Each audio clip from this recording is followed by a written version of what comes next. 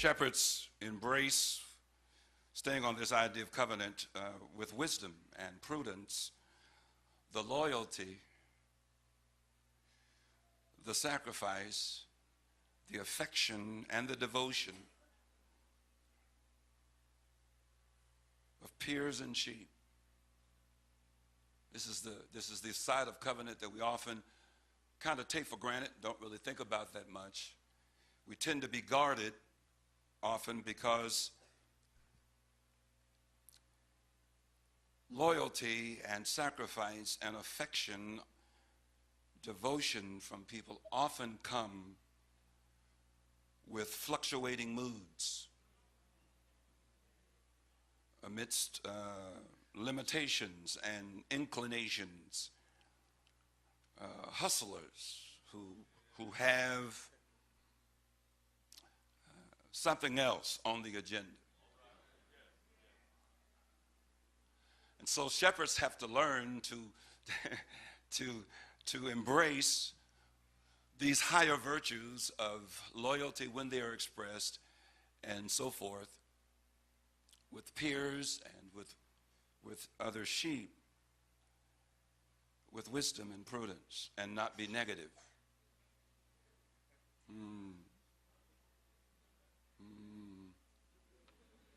I can't go there either.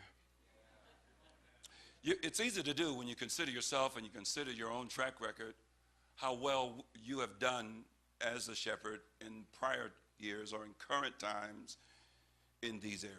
How loyal have you been?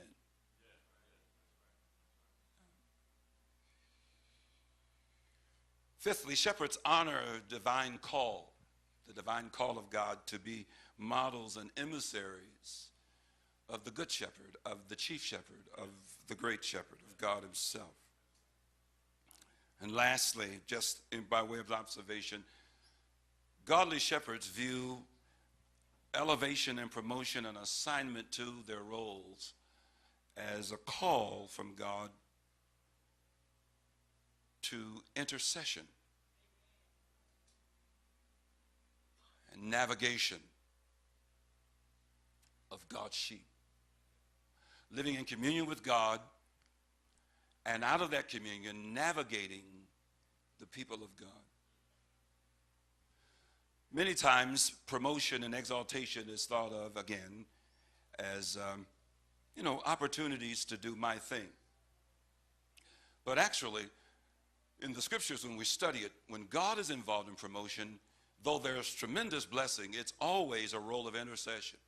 We have sometimes confined the dimension of intercession to prayer, but actually when you study the scriptures out, it actually means to go before a higher authority on behalf of others and to confer with them. And sometimes intercession is taking place in political realms, in other realms, economically, financially, many times simply for the betterment of those for whom you're standing.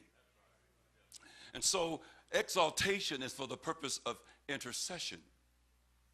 First among the list always is prayer, communion with God.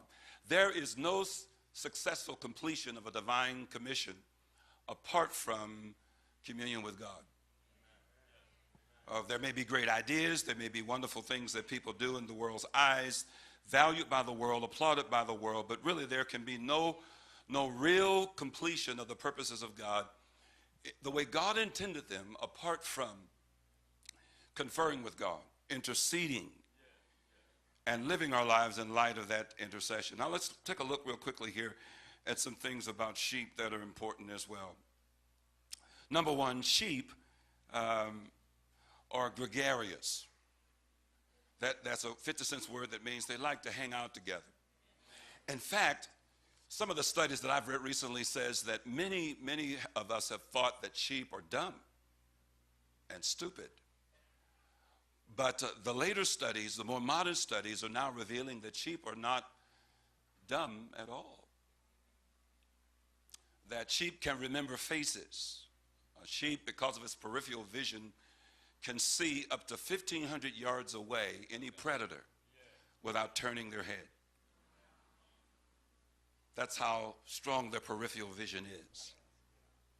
And that the reason for sheep grouping up, they like to be around at least 4 or 5 of each other, is because in the presence of a group, a predator will possibly change its mind. Yeah. There's a lot about sheep, but sheep, essentially, number one, bond with, Jesus said, my sheep hear my voice, they know me. They bond with and they know the character and the voice of, I'm going to make a distinction here, the shepherd and his delegated under shepherds that he puts in our lives. That leads to the second point. Sheep learn and must learn and maintain a distinction between the shepherd and a shepherd. In New Testament Greek, the word the definite article, is often used to speak of specificity and uniqueness. When my grandmama used to say she was going to the store, I didn't know which one she was going to. But in New Testament Greek, the word here basically speaks of uniqueness and specificity. I am the way, the truth, and the life. No man comes into the Father but by me. I am the bread of life, not a truth, not a way, not a life, not an alternative life. I am the life. There is uniqueness and specificity to me. He uses 2 forms of the verb to be there. Ego, I, me. Ego means I am. I, me means I myself. In the context, it is to be translated like this. I, myself, alone, am uniquely and specifically the way. I, myself alone, am uniquely and specifically the truth. There is the truth, and then there is a truth. Truth in the New Testament is, in reference to Jesus, speaks of God's perspective of reality and his governing principles for living in that reality. That's why Paul talks about God's truth. Because there's the devil's truth, there's the devil's perspective of reality and governing principles, then there's man's truth. There's man's perspective of reality and governing principles for living in the reality that man sees and knows, and then there is God's truth. Jesus said, I am the truth, and I am the life.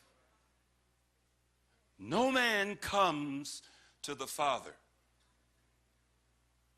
except through me. You see, the difficulty that we have with many of the pluralistic notions of the day, this concept that all religions are the same and all concepts are the same and they're all equal in authority and they're all equal in value.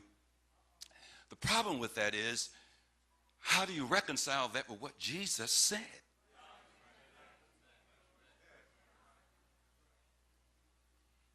While Jesus loves everybody, his claims to exclusivity are without denial. That's why he was crucified. Whether you know Greek or not, they got the point. You're saying you alone are the way. And we've been worshiping people and stuff and things for hundreds and thousands of years. Here you come, Johnny come lately, and you're trying to tell us that you are it? And so he responds even more. He says, before Abraham was, I am. Before there was a blade of glass, before there was air with all of its mixture, before there was a universe, before there was anything you know as reality, I